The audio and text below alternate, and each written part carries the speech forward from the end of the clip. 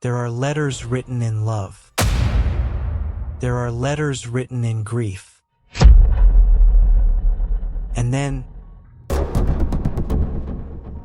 there is this letter, a letter the church did not burn, did not hide, but approved, a letter said to come from beyond death itself.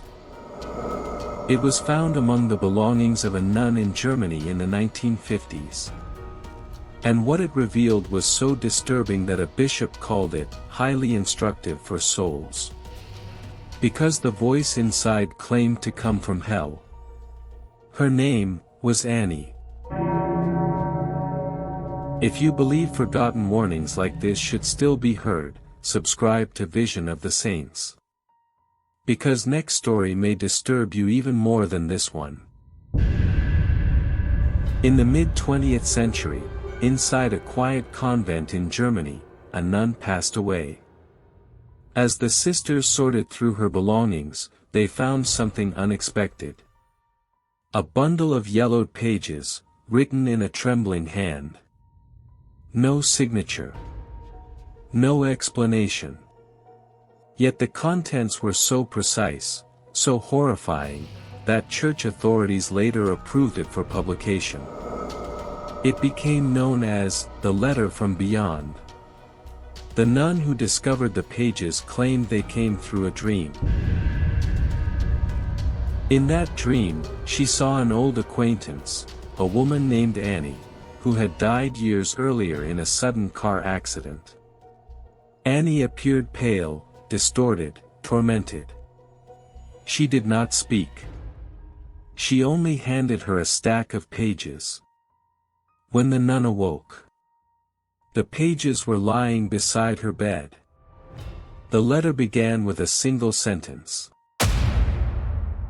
Clara, do not pray for me. I am condemned. From that moment, the pages unfold like a testimony from eternity. Not comfort. Not hope.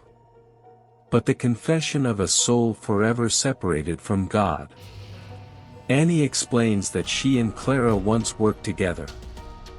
Friendly, but not close.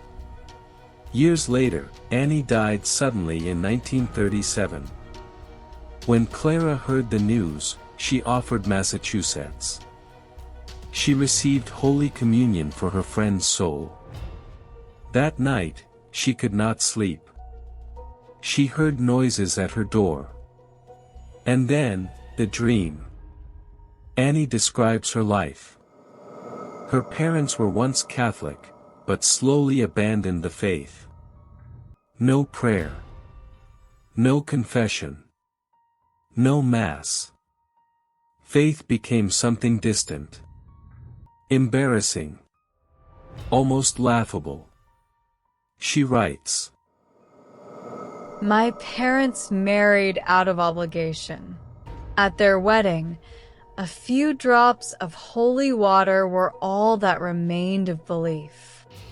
I never learned to pray. She describes existence after death, no sleep. No rest. No escape. We do not eat. We do not walk. We do not rest. We are forced to see every grace we rejected. Every memory burns. We drink hatred as if it were water. Her hatred for God, she says, is not ignorance.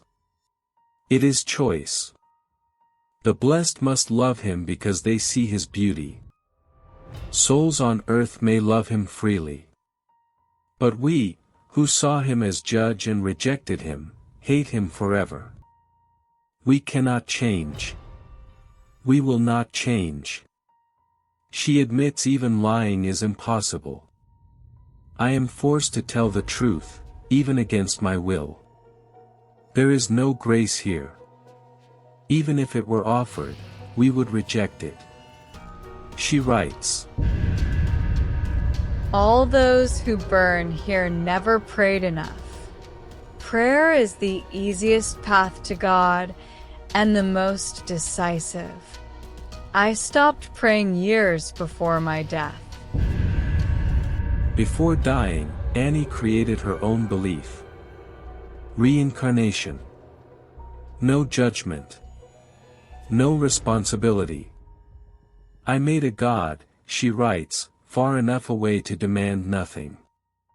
Outwardly, her life looked perfect. Inside, she was never at peace.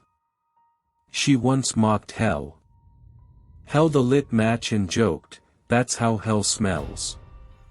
Now she writes,